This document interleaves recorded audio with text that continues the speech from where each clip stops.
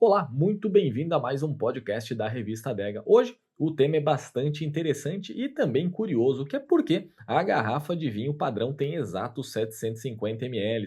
Parece bastante óbvio responder que toda e qualquer garrafa de vinho, como padrão, tem 750 ml e não 1 litro. Mas, se esse for o padrão, por que existem outras garrafas de diversos tamanhos? Pode parecer um tanto estranho, mas já pensou em tomar um Nabucodonosor de vinho? Parece que não faz sentido, mas é fato. Apesar de estarmos acostumados com a garrafa padrão, com seus 750 ml, há vários outros tamanhos, cada um com um nome mais peculiar que o outro, e interessante é que ninguém sabe exatamente nem como surgir os tamanhos diferentes, muito menos o motivo dos nomes de batismo. Fica aqui comigo que a gente vai tratar desse assunto que é bem legal. Patrocinado por Cantu Grupo Wine.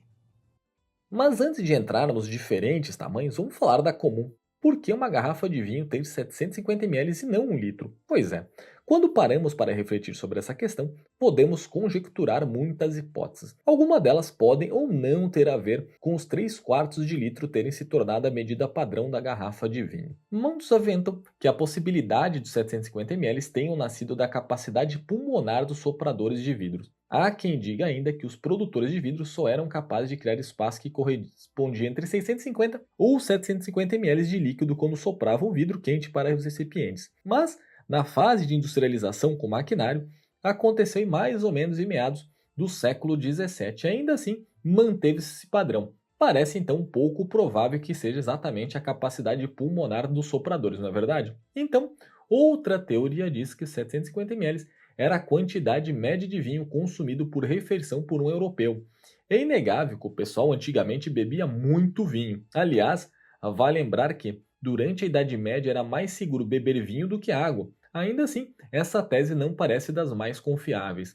Há também quem sustente ainda que a medida teria sido padronizada em decorrência da quantidade de taças servidas em um restaurante. Ou seja, com 750 ml, você poderia servir até 6 taças de 125 ml. Haja precisão na hora de servir, não é mesmo? Imagina você servir 4 taças, um pouquinho a mais, no final quem recebesse ia pegar mais ou menos 100 ml. Então também não parece muito a teoria que levou a essa medida.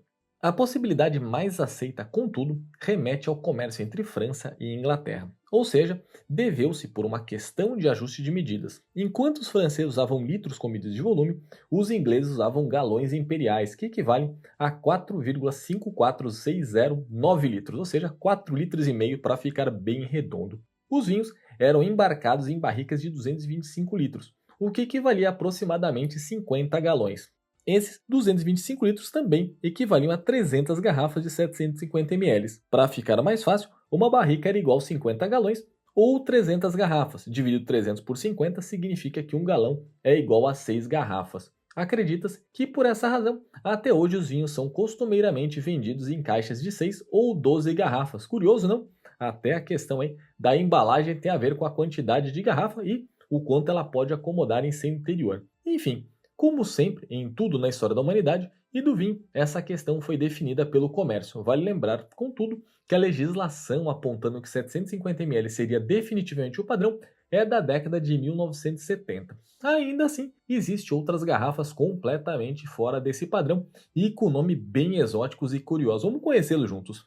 Piccolo são garrafas de 187,5 ml, ou um quarto de garrafa padrão, que foi criada pensando em vender principalmente em restaurantes e cafés com uma dose única. O nome vem do italiano pequeno. Meia garrafa, com 375 ml, surgiu como sendo a dose diária recomendada de vinho para se manter uma vida saudável. Como o nome diz, seu tamanho é exatamente a metade de uma garrafa padrão.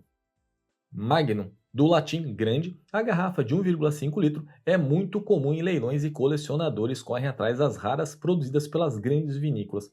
As primeiras garrafas Magnus com 1,5 litro surgiram no século XVIII como forma diferenciada de servir o vinho que eram direcionados para grandes autoridades e festivais, ou seja, o tamanho da garrafa tinha ali uma maneira de impressionar os convidados. Jeroboão, também conhecida como Double Magnum, é uma garrafa de 3 litros, recebeu seu nome em homenagem ao primeiro rei de Israel após a divisão do reino. Jeroboão I teria se revoltado contra Salomão e quando esse morreu, o reino foi dividido. Foi proclamado no ano de 931 a.C. o novo rei do povo judeu. Roboão. A garrafa de 4,5 litros é o começo da bagunça. O nome Roboão é aceito por todos por menos em Bordeaux. Lá ela recebe o nome de Jeroboão. Enquanto a garrafa de 3 litros, mundialmente renomeada Jeroboão, é chamada por lá de Dom Magnum. Bagunça feita, a Roboão foi batizada em homenagem ao filho de Salomão e neto de Davi. Sim, o que venceu o gigante Golias. Roboão e Jeroboão foram os responsáveis pela divisão do reino de Israel no século X a.C., em dois novos reinos, o reino de Israel, com Jeroboão sendo rei, e o rei de Judá, com Roboão como líder. Ufa, que confusão! Matusalém, também chamada de garrafa imperial, é a garrafa de 6 litros, muito usada em champanhe, recebe o nome do que na Bíblia aponta como o homem que mais viveu na história, 669 anos, morrendo 6 dias antes do grande dilúvio.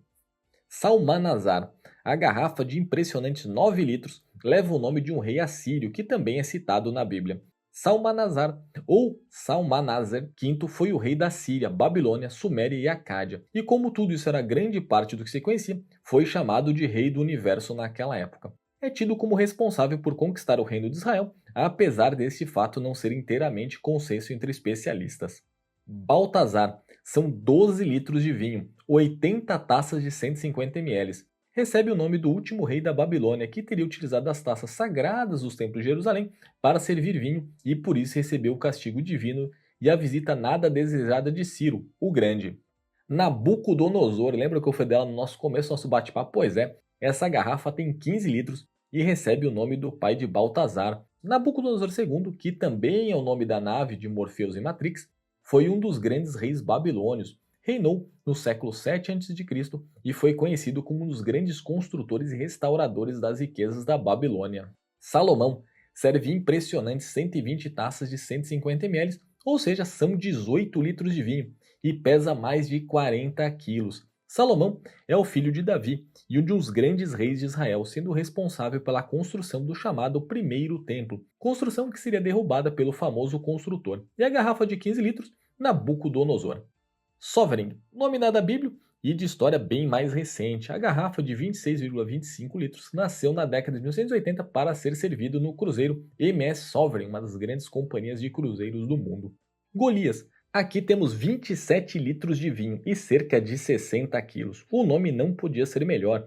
O gigante bíblico foi descrito com uma altura que varia entre 2,38 m até impressionantes 3,46 m. Porém, os estudos modernos mostram que 4 côncavos e 1 palmo, a altura que Golias teria, era o tamanho que as muralhas deveriam ter para ser consideradas intransponíveis naquela época. Então, na verdade, o que os autores da Bíblia possivelmente queriam dizer é que Golias era tão intransponível quanto uma muralha. Melquisedeque. Agora nós fechamos a nossa lista com uma garrafa de impressionantes 30 litros. São incríveis 200 taças 150 ml ou 40 garrafas padrão e absurdos 70 quilos totais. Para se ter uma ideia, os poucos vinhos engarrafados são servidos como uma espécie de balanço para que seja possível virar a garrafa até a taça.